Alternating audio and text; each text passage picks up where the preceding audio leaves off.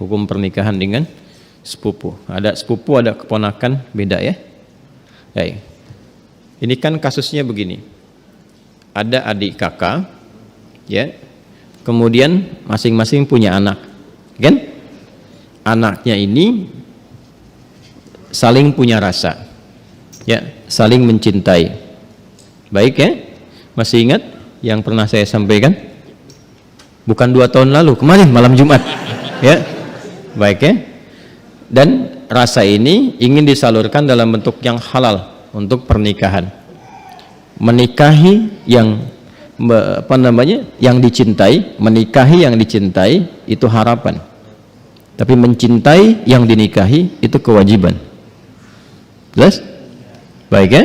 Nah, sekarang ada harapan enggak untuk menikahi yang dicintai itu? Dia punya rasa cinta antara sepupu ini, ya, anak dengan anak, maka boleh enggak hukum nikahnya? Yuk kita lihat di Quran ya, surah ke-33 ayat 50. Ada ayatnya, dibaca. A'udzubillahi minasyaitonirrajim. Bismillahirrahmanirrahim. Ya ayyuhan nabiyyu inna ahlalna laka baik azwajaka allati ataita ujurahunna wa ma malakat baik yaminuk mimma afa Allahu alaih. Setelah itu wa banati ammika wa banati ammatika wa banati khalika wa banati khalatika. Terus ya, sampai situ dulu karena sesuai pertanyaan. Baik kan? Wa mar'atan mu'minatan in wahabat nafsaha lin nabi ya. Nah, itu nanti diteruskan ayatnya kemudian. Yuk kita lihat. Saya berdiri sebentar untuk menggambarkan dulu ya sejenak.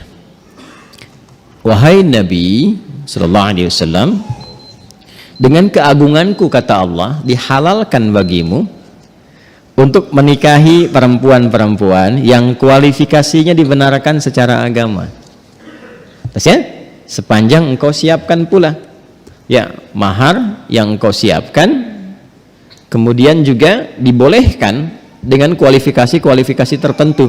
Jadi dalam pernikahan itu ada yang tidak diperkenankan menikah, ada yang dibolehkan menikah.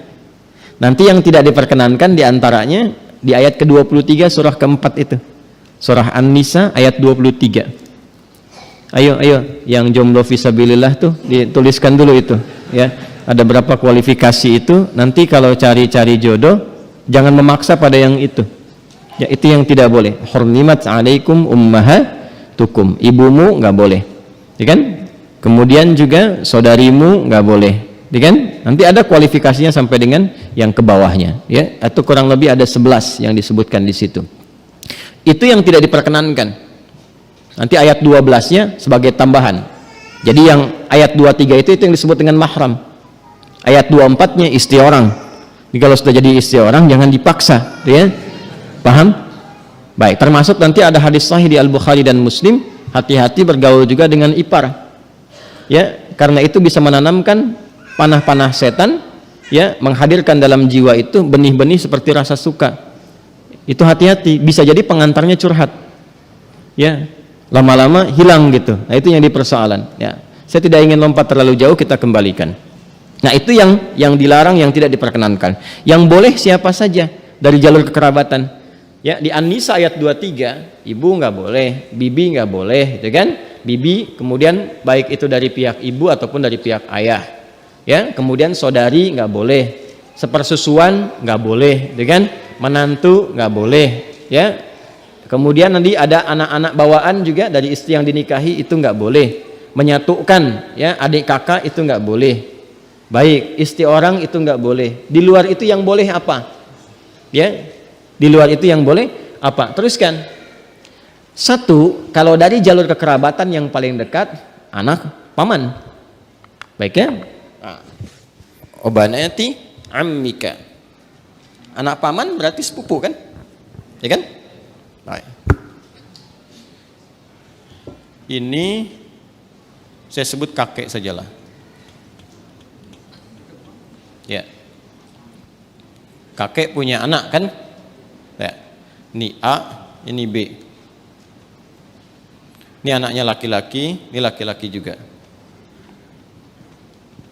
Oke? Sudah. Ini ayah lah ya, untuk memudahkan. Ini bapak.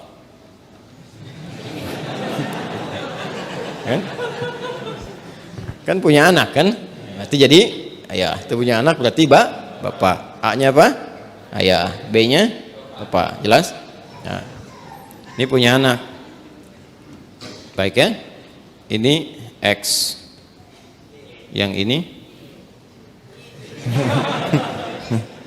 ya kan? Ini Y. Baik. Yang ini perempuan Y. Yeti misalnya kan? Ya. Ini Safi. Ya. Kalau dia punya anak beberapa, misalnya Safi, Messi, misalnya siapa lagi ke bawah, misal. Laki-laki. Ini perempuan. Nah, ini sepupuan kan? Ini kan? Ya, halo? Ini dengan ini sepupu ya? Baik. Nah, ini Yeti dengan Safi ada rasa saling mencintai. Ingat, mencintai dengan menyukai itu berbeda. Suka, semua bisa disukai, tapi tidak setiap yang disukai itu harus mencintai. Jelas ya? Baik. Sama dengan begini, tak kenal maka tak bukan ta'aruf. Ya. Karena tidak harus yang dikenali itu disayangi. Anda kenal istri tetangga, apakah harus sayang padanya? Tidak kan? Paham ya? Baik. Jadi kenal itu tidak harus sayang. Halo, paham? Nah, tapi kita menyukai siapapun harus suka dalam konteks kebaikan. Tapi tidak selalu yang disukai itu harus dicintai. Cinta itu diikat dengan nilai-nilai yang baik. Karena itu bagus pertanyaannya, ingin tahu rambu-rambu agama supaya tidak keluar dari nilai-nilai itu, supaya tidak masuk dalam jerat-jerat setan. Apa hukumnya kemudian kalau ini ingin menikah dengan ini? Ini ada anak paman nih. Ini kan kesini paman kan? Ini kan?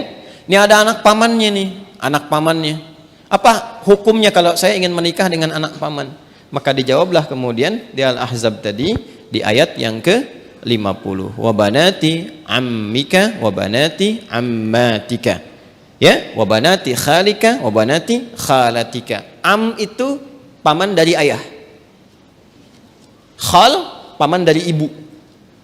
Ammah, ammatun ya, itu bibi dari ayah.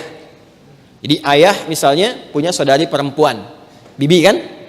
Ya, baik. Ibu kan punya juga ya, saudari ya. Nah, dari ibu itu disebut dengan khalun dan khalatun, dari ayah disebut ammun dan ammatun. Jelas? Baik. Jadi hukumnya kalau ingin menikah antar sepupu boleh-boleh saja karena ini bukan mahram. Ya. Jelas?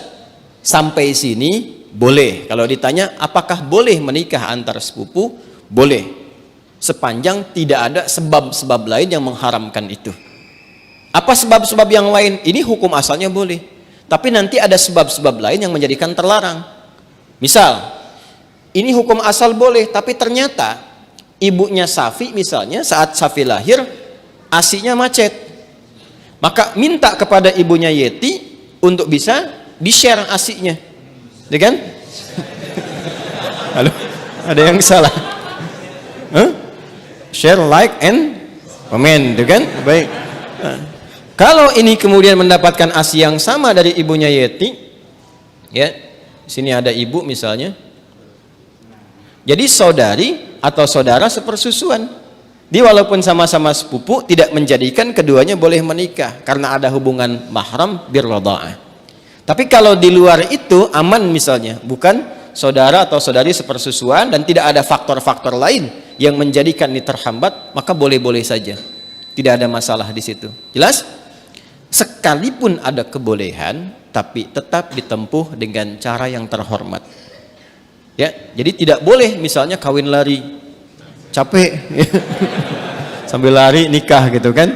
Tidak, jangan. Tetap sekarang cari cara untuk memahamkan dengan cara yang baik dan bermohon kepada Allah kalau memang diniatkan ibadah, niat ibadah dengan cara yang benar, dengan cara yang baik. Sifatnya nanti akan dibimbing oleh Allah dengan cara yang baik. Ada doanya untuk melembutkan hati orang tua misalnya, ditampakkan nilai-nilai kebaikan. Jadi kalau ada penolakan dengan karakter, dibalas dulu dengan akhlak. Biasanya akhlak itu melembutkan hati. Ya, Anda misalnya datang kepada ibu, ibu nolak. Nggak usah yang itulah, cari yang lain misalnya kan. Dan Anda merasa itu baik buat Anda misalnya.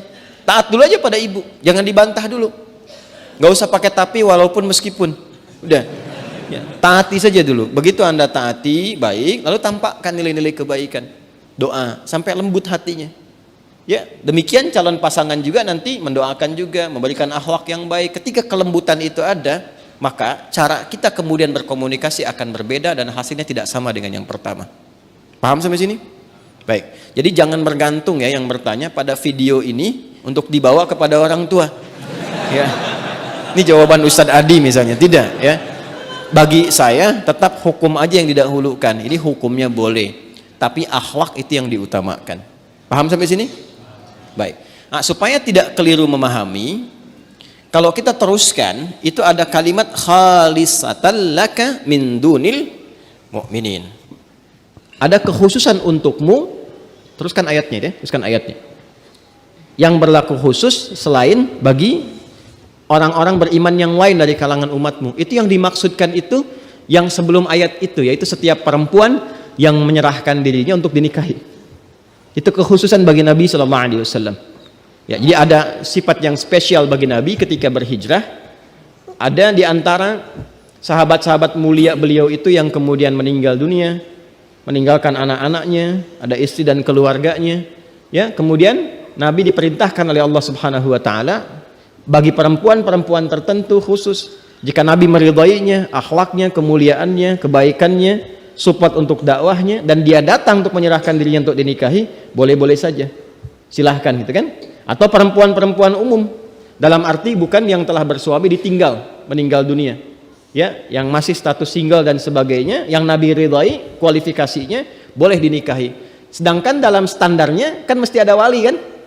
Nah, kalau bagi Nabi itu khusus ya, bagi Nabi khusus, tidak berlaku umum. Jadi nanti harus pandai baca-baca ayat. Ada yang khusus untuk Nabi, ada yang umum berlaku untuk umatnya. Di ayat ini ada dua kualifikasi. Ada yang umum sifatnya seperti menikah antar sepupu itu, ada yang khusus sifatnya seperti perempuan yang datang sendirinya untuk minta dinikahi. Jadi nggak boleh misalnya ada ustadz, ada dari akhwat datang, ustadz silahkan nikahi saya. Ya, misalnya kan, tuh. Walinya mana? Nggak apa-apa, saya jadikan Allah sebagai wali saya. Dia, nah itu nggak boleh. Paham ya? Itu nggak boleh hukumnya. Jelas? Nah, itu diantara yang ditemukan. Nah, karena ini ada kisah kenapa ayat ini turun. Salah satunya kisah Sayyidah Maimunah Al-Ansariyah. Ya, ada kisah menyebutkan demikian. Ada kisah menyatakan Zainab Al-Ansariyah datang kepada Nabi SAW, menyerahkan diri beliau untuk dinikahi. Jika memang ada nilai-nilai kebaikan yang bisa disupportkan untuk dakwah Nabi, maka direspon dengan turunnya ayat ini. Itu yang disebutkan oleh Imam Ibnu Jarir At-Tabari dalam tafsirnya, ya, tafsir At-Tabari atau Jami' Al-Quran di jilid yang ke-12 halaman 29.